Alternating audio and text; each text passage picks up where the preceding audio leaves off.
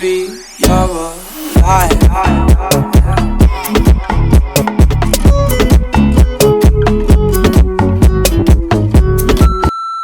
Welcome, however you've come to find me today, I'm glad that you have. Welcome to another video. This is going to be a show and tell, and it's been a long time since I've done a show and tell, and part of that reason is because I felt so pressured to be able to make so many new things in a month, because I would watch so many other show and tells by other sew YouTubers or sew tubers on here, and they would just seem to be able to make like 3, 4 and 5 things, and there was times when I'd even struggle to make one. So I just really wasn't making anything, and I kind of fell out of love of making the video because I just felt so pressured to be able to fill it with lots of stuff that I just, yeah, like I've said it 3 times now, I just felt quite demotivated from making them. So I want to come back and do show and tells because I do like watching them and finding out what other people have made, what they've learned from making it, what they think of the pattern and the fabric that they used, and kind of what they would do next time. But I want to make it less pressured for myself. So being the perfectionist that I am, I actually went on to Google and looked at the definition for show and tell, which show and tell is a play on words for, and it's literally just a pupil comes into school and talks about one item. So I kind of want to do that with my show and tells, is not necessarily talk about all these 5 and 6, 7, 8, 9 items that I've made, but kind of focus it down more on maybe like 1 or 2 patterns that I've used, or something new that I've learned that I want to share, and just really make it like a sharing conversation. I'm going to be battling with quite a few sounds in the studio today. I tried to do it in a room that had a lot more natural light, but I was battling against the traffic outside, and I mean the sound clash was terrible. The traffic outside was always going to win. Unfortunately, in the studio above me, the flat above, I'm pretty sure their washing machine is like right on top of the studio, or maybe it's like in a corner or something, but it sounds like it's on, so there might be a few rumblings and I might just have to stop, wait and then start again. But we see how we got on. I've also got my window open because it's a little bit warm in here with all the lights on. So yeah, we'll just see how we go. I apologise if the sound quality isn't super great. I'm recording on a mic on top of my camera, which I'm pretty sure is faulty. I've had it for a while, so it's fine if it's faulty, and I'm also trying to record off of my iPad, which is underneath me, so hopefully between the two we can get to an even medium on sound once we actually come to edit it, and the wind and the rain and the traffic and the washing machine won't interrupt us too much. But less on that. While it's a little bit quiet, let's just jump straight into what you're actually here for. The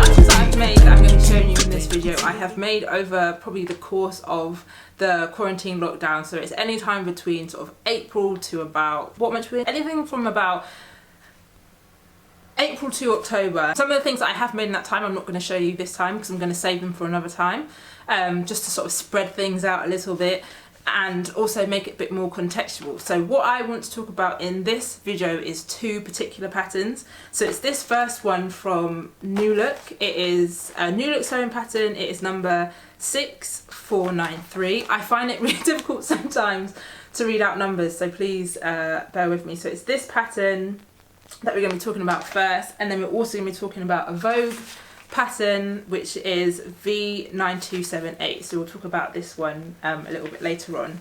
But focusing first on this New Look pattern, so it's a pattern. In it you get a play suit, a jumpsuit, kind of like a culotte type leg style, a maxi dress with a front split, and then you get a shorter dress, and you can make a little like bralette type tank top. So it's a nice varied pattern. It was one that I bought quite a while ago, probably bought it from Jacobs, which is where I get a lot of my patterns. And if you can notice at the top here, as well as the pattern tissue, I've got some extra pattern paper here because I have adapted and adjusted this pattern all just in this time that we've been in a lockdown, so I can get like the perfect fit, obviously in quotation marks. So all in all, with all the things that I've made of this pattern, I've made 3 different versions of a dress slash, yeah, 3 different versions of a dress. I was going to say dress slash jumpsuit, but I actually haven't made the jumpsuit yet. First one that I made was many moons ago, and it was this dress. The only part of this dress that is from that pattern is actually the bodice, and I made it in gingham, as you can see, and I did it to test whether or not I actually had the technique to be able to do the pattern matching. I think part of the thing that inspired it was probably a sewing bee challenge, because like I said, that was quite a few years ago, so I just really wanted to test my pattern matching skills, and I think I did pretty well on it. The fit on it is terrible. I will insert some video of me wearing it, and you'll probably be able to see for yourself how bad it is. But again, it's something that I made quite a long time ago, where I wasn't 100% focused on fit as I am now, as I now sew because I love my body, and I don't just sew just because I just want to make clothes. I actually think I'm a lot more conscious now about the fit and the fabrics that I use, and the fabrics that I use for the time of year and all that kind of stuff. So then that's where it brings me on to these 2 dresses. So this dress, please excuse the tattiness of it. In the summer, really in May of this year, it just got super hot and I was absolutely sweltering, and this is just like a viscose fabric, and it was super loose, and I could just chuck it on and sit in the studio and not get too hot, and if I needed to run out for any kind of reason, I was still decently covered, but not too covered that I was going to get super hot.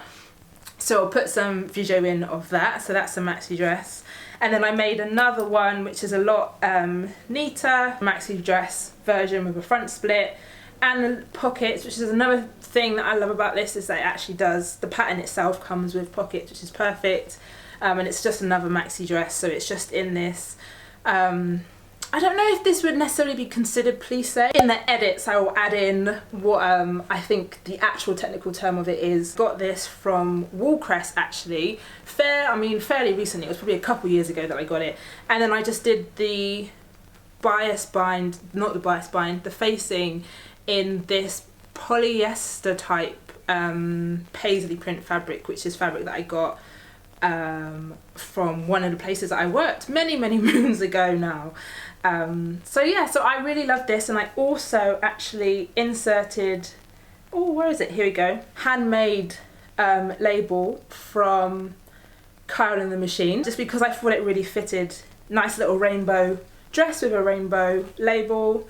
And I think the second times that I've made that pattern, so the 2 maxi dress versions that I've made, I adjusted the pattern a lot more. I was a lot more purposeful and conscious about what I was doing. So I made adjustments to the bodice. So I actually ended up making the V a lot deeper, it turns out, than what the actual pattern was, which initially was a bit of an issue, because I was wearing it without a bra thinking that I couldn't wear it with a bra. Then I realised I could wear it with a bra, just a strapless bra, and then it made it a lot more comfortable.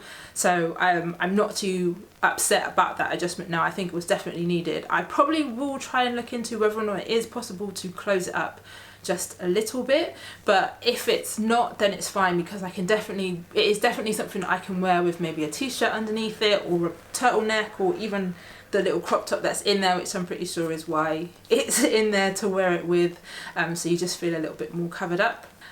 Anyway, but all in all, I'm quite happy with the progress that I've made with using this new look pattern of 6493. I'm definitely gonna make it again, and like I said, probably try and act on some of those adjustments in terms of seeing if it's possible to bring the neckline in a little bit, but obviously not making it too restrictive to actually wear, and then yeah, if I make it again in that fabric, then looking at trying to slim it down a little bit, so that once it actually is made, it's not overly stretched and just a bit loose. It is nice and gives that like silky, slinky type look.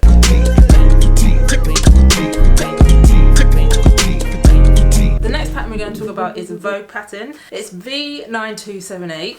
It's this pattern, and I absolutely love it. It wasn't until I decided to include my most recent makes of this dress in this video that I realised I have actually made this dress several times, more than I actually thought. But I think it's just because it's been such a quick and easy dress to make that I've been able to wear in so many different ways. I personally think it's such a versatile pattern, and it was one of those patterns that I really needed at the time, because I wanted to be able to basically make an outfit like this one here, but I just personally didn't have quite the pattern that did it, and I didn't have the time to adjust any of the patterns that I did to be able to do it. I do have a pattern that is effectively a spaghetti strap dress like this, but like I said, I just didn't really have the time to look into adjusting it to get it to fit. So I have made this dress a grand total of 6 times, which is a lot for me. They're not all exactly the same, which is another thing that I quite like about it. They're all slightly different here and there, but we'll go through the ones that I made most recently, and then we'll talk about the other ones, the other versions of that I've made as well. Over the lockdown and quarantine, I think like so many of you as well, I was going through my wardrobe and looking at the things that I have that I either don't wear anymore or they don't fit, and just looking at how I can upcycle them or just make use of it rather than just throwing it into landfill. And one of the items that I had was a satin skirt. So it was made out of this fabric, it was this colour. It was something that I had made, my goodness, several years ago now. I would go back even to saying about 4 or 5 years ago. I made it to go to a party, and then I did wear it a couple of times after that, but not really. And obviously 5 years ago till now, my waist had changed, and it was always a very snug fit, and just over time the snug fit just became really uncomfortable. So I looked at what I could do with the fabric. Luckily I had some leftover fabric of it as well, and I was able to make the Vogue dress. The skirt fabric is the skirt of the dress, and then I had to get some additional fabric, or I had leftover fabric that I could make the bodice part of it from. And I just love this dress. I always love this colour.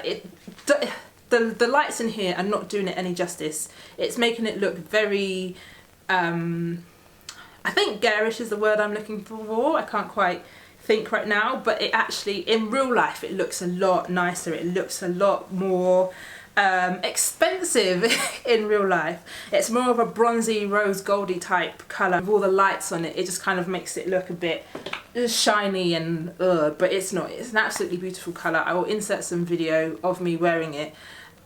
Yeah, and I just love this dress. Love the colour of it, I think, and the fit and everything. I really love the pattern. I've made it 6 times. In the spirit of going through my wardrobe and trying to upcycle or recycle fabric, I came across another skirt that I had made to go to another party that, again, it was no longer going to fit, no matter how much I tried. And it was always fabric that I really loved, and when I put it in the skirt, I did it because I wanted to get the maximum out of the fabric that I could, because I just loved the fabric so much, and I didn't have the knowledge and experience and all those kind of things to choose a better pattern for it, so it would give it a longer life. So I basically used almost all the yardage of the fabric that I had in this skirt, which was a maxi skirt, and it had like a pleated waist with a diamante like fake waistband.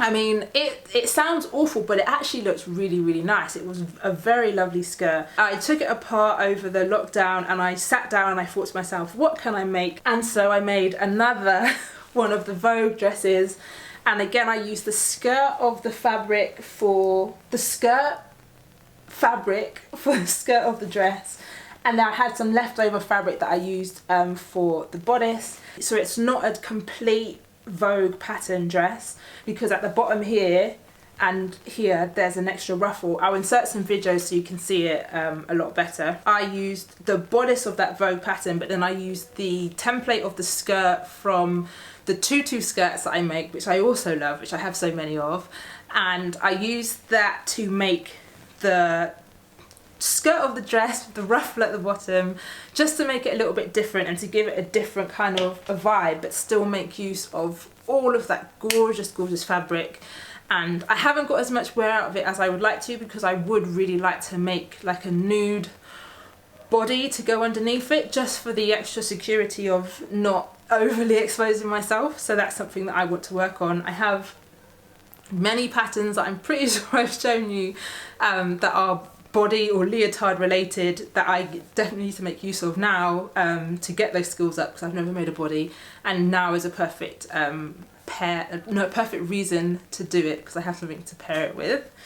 And then the last one that I made most recently is in this really beautiful grey silvery crepe.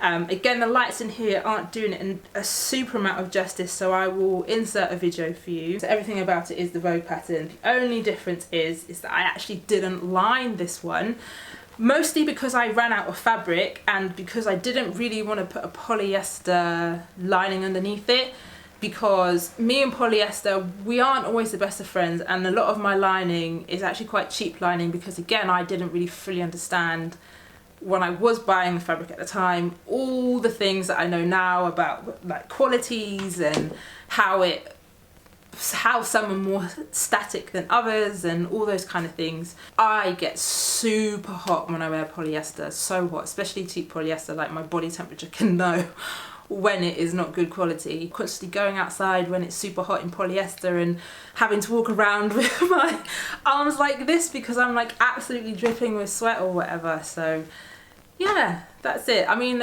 TMI, but hey, we've all been there, right? Polyester does not get along with the best of us. So I said that I had made the Vogue dress 6 times. I'm quickly going to flash to you the ones that I've made before. This was the very, very first one I made. I made it for my 30th birthday holiday, and it's made out of this lace. I think it's lace. It's like embroidered. It's embroidered mesh, I think, but I think it falls under lace, or maybe it does actually just fall under embroidered mesh. It's a fabric that gives me real vibes of like saris and things like that. But yeah, it's just got a little bit of like embellishment on it. It's really nice. It's super hot because it's got a polyester lining and all that stuff, and I literally just gave that whole big spiel about polyester, but it's gorgeous and I love it, and I'll obviously insert a video. So that was the actual first one that I made, so I took a lot of care and attention in that. This one, apologies, is hanging inside out, so I'm just going to show you the top of it. But basically I started making a shirt dress, which I did wrong, didn't even realise I'd done it wrong. It was a McCall, I think it was either a McCall's pattern or a Simplicity pattern. When I edit, I will put in the correct details. And it was a wrap shift dress, and I was making it, and then I think at some point I decided to try it on, and I realised I had just made some crazy error where the actual front of the shirt pattern didn't even match anymore. It was like one side was super big and the other side was super small, so I just decided to just scrap it and remake it into something else that I could wear a bit more. So then that's where this one came from. Again, I'm not too sure what the fabric is because I think it was one that I was given. I'm not completely sure, but it's super hot. I mean, like, it's super hot. So I don't know, I don't wear it that often because it's literally one of those things that one small bead of sweat and it just sits there all day. Like, no thanks. It's not the best. It's not the best. Another one that I made is this gorgeous dark floral dress, which if you follow me on Instagram, you've probably seen a picture of, which I absolutely love the drama of this. Absolutely love the drama of this full skirt. And again, it's the Vogue bodice, and the skirt, I believe, is a combination of a full skirt pattern. I'm just looking at it to try and get an idea of the seams, but I think it is. No, it's the full skirt from another dress pattern. Again, when I edit, I will put the information in so that you can know what it is. Basically the skirt of that dress against the Vogue body, because again, I just really wanted a full drama skirt. It's not lined. The fabric is so light that the wind just catches it, that when I did wear it one day when it was super hot and I went out and I didn't realise the wind was quite as strong, I did have that whole skirt in your face moment, which was quite comedic because I was then walking obviously down the road in public and it's like people didn't know where to look, but it was just one of those things. It's like, oh, it's happened, let's just put it down and keep walking.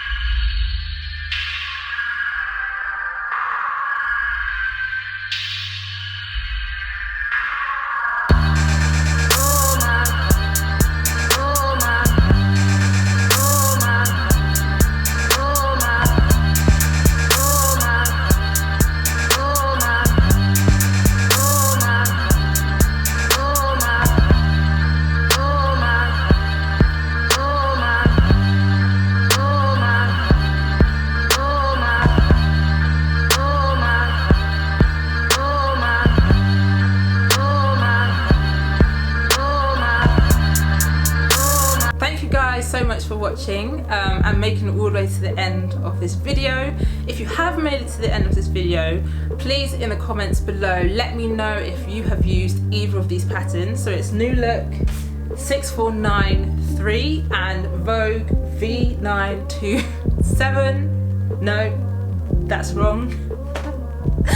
V9278 is the Vogue pattern. If you've made either of those, let me know in the comments below. I have far more enjoyed this format of this sew and tell than the other ones where I was like, this is what I made, this is what I made, this is what I made. Because even for me, it helps me remember from discussing the things that I've made previously, sort of thinking about, oh yeah, and I thought I was going to do that next time and I didn't, and just, you know, really reminds me of kind of like how far I've even come on my sewing journey. Because I think sometimes when you just make things and you kind of just don't really do anything with them, you can easily forget why you did what you did and why you didn't think that doing that time was such a good idea and why you changed it next time. So I really hope you've enjoyed it.